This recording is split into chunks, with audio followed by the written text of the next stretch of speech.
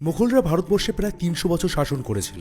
এই বংশের তৃতীয় সম্রাট জালালউদ্দিন মোহাম্মদ আকবর মুঘল সাম্রাজ্যকে বহুদূর পর্যন্ত বিস্তার করেছিলেন তার রাজনৈতিক এবং কূটনৈতিক ক্ষমতার দ্বারা। তাছাড়া তিনি অন্যান্য ধর্মের প্রতিও যথেষ্ট সহিষ্ণু মনোভাব রাখতেন।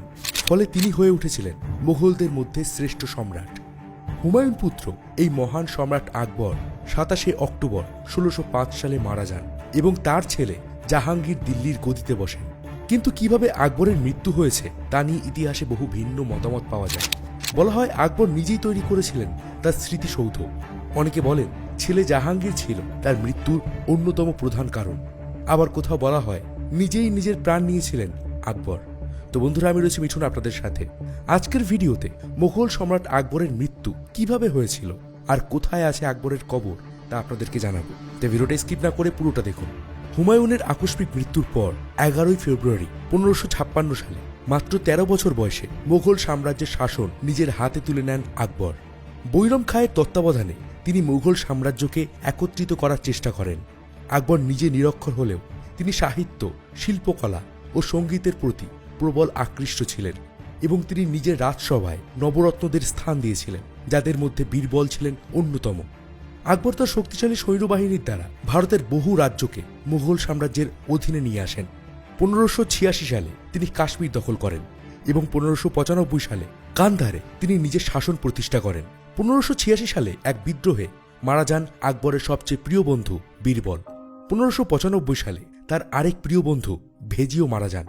ধীরে ধীরে আকবরের প্রিয় ব্যক্তিদের মৃত্যু আকবরকে দুর্বল করে দিচ্ছিল। একদিকে আহমেদনগরে জাম বিবির বিরুদ্ধে যুদ্ধ করছিলেন আকবর। তখন তার ছেলে জাহাঙ্গীর ওরফে সেলিম ক্ষমতার লোভে বিদ্রোহ ঘোষণা করেন আকবরের বিরুদ্ধে। আকবরের নবরত্নের মধ্যে একজন আবুল ফজলকেও হত্যা করেন সেলিম। এই ঘটনার পর থেকেই আকবর হৃদরোগে আক্রান্ত হয়ে পড়েন এবং ধীরে ধীরে তার শারীরিক অবস্থার অবনতি হয়। সেলিম ছিলেন অত্যন্ত বেপরোয়া। মদ ও আফিমের নেশায় তিনি ডুবে থাকতেন সারাদিন। তাছাড়া আকবরের বিরুদ্ধে নানা ধরনের ষড়যন্ত্রেও তিনি লিপ্ত থাকতেন। এমনকি একবার তিনি আকবরকে বিষ প্রয়োগ করে মেরে ফেলতেও চেয়েছিলেন, কিন্তু ছেলের প্রতি ভালোবাসা থাকায় আকবর তাকে বারবার ক্ষমা করে দিতেন। আকবর কখনো চাইতেন না সেলিম পরবর্তী মুঘল সম্রাট হোক।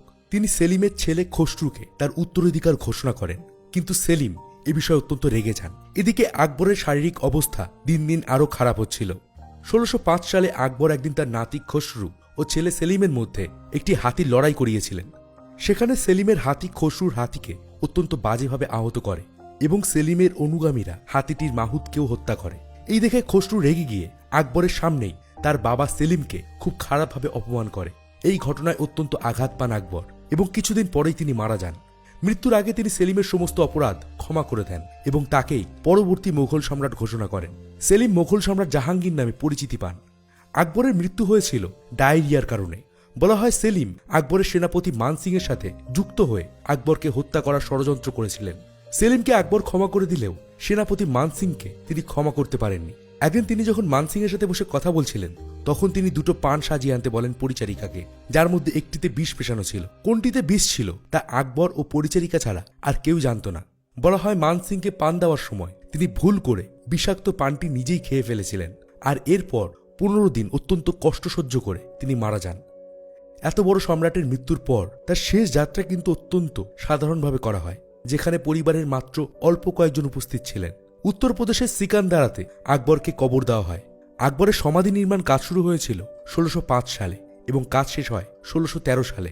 মৃত্যুর আগে আকবর নিজেই এই জায়গাটিকে বেছে নিয়েছিলেন তার চিরনিদ্রার জন্য। জাহাঙ্গীরের তদারকিতে এই ছোট্ট স্মৃতিসৌধ বানাতে সময় লেগেছিল প্রায় ৮ বছর।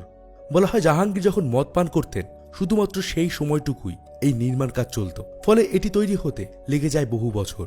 বন্ধুরা, জানলে অবাক হবেন আকবর তার উদারতার জন্যই সমস্ত মুঘলদের মধ্যে সবচেয়ে জনপ্রিয় হয়ে উঠেছিলেন। এই ভিডিওটি কেমন লাগলো আপনার কাছে কমেন্ট বক্সে অবশ্যই জানান। ভালো লাগলে অবশ্যই একটি লাইক করে দিন আর বন্ধুদের সঙ্গে শেয়ার করে দিন। দেখা হবে পরের ভিডিওতে। ততদিন ভালো থাকবেন, সুস্থ থাকবেন। আর আমি ছিলাম মিঠুন আপনাদের সাথে।